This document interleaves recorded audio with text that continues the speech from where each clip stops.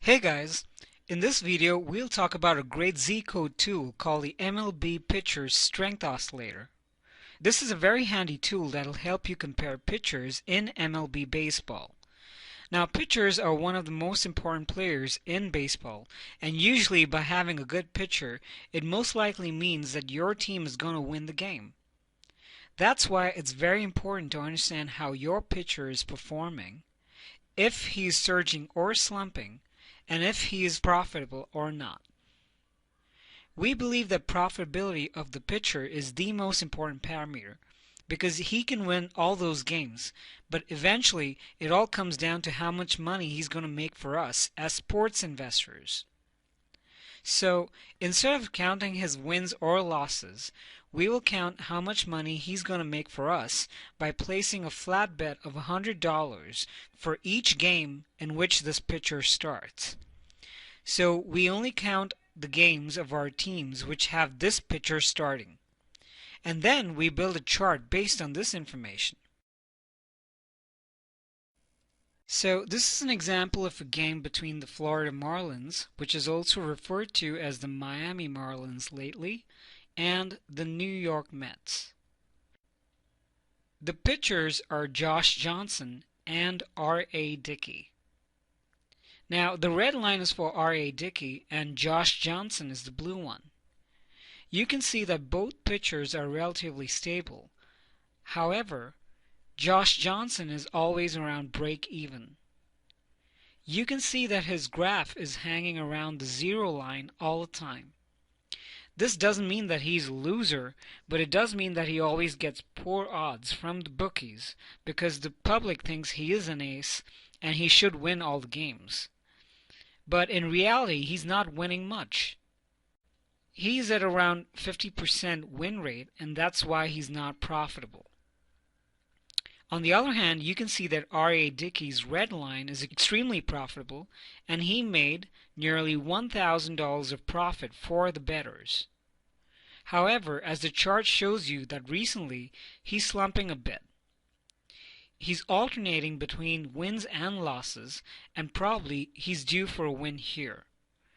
While Josh Johnson's probably due for a loss because he's reaching his resistance line.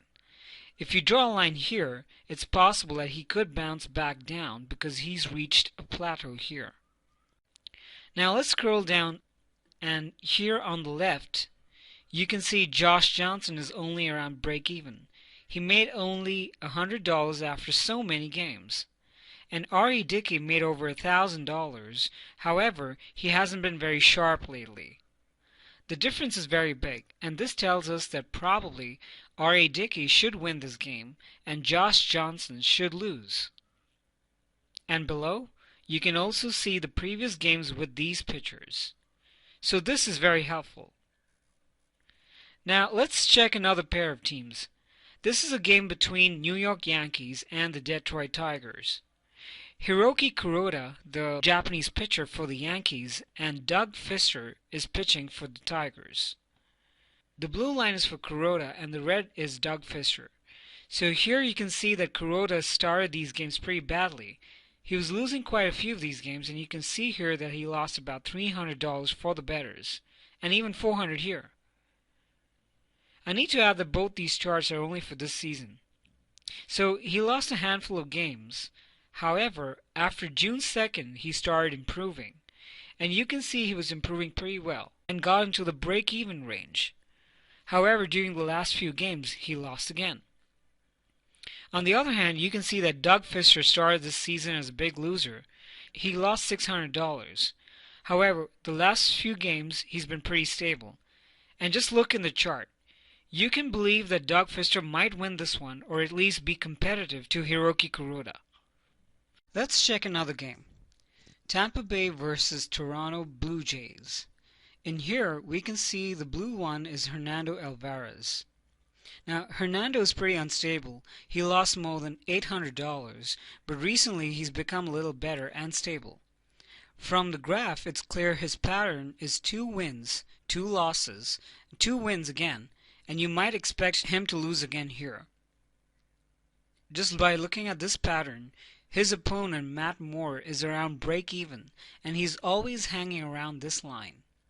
He won 2 games, but it's not clear if he'll win another one or not. So there's no clear sign in this game. Here's another game between San Francisco Giants and St. Louis Cardinals. And we have Adam Wainwright, who used to be an ace, but since April, he's not producing any profits. He's only losing money, and the odds he gets are very low. So even if he wins the games, though he's not winning much, you see his winning rate is less than 50%. Obviously, you can't win any money that way. If you bet on him, you'll only lose money all the time. Now, his opponent is Madison Bumgarner.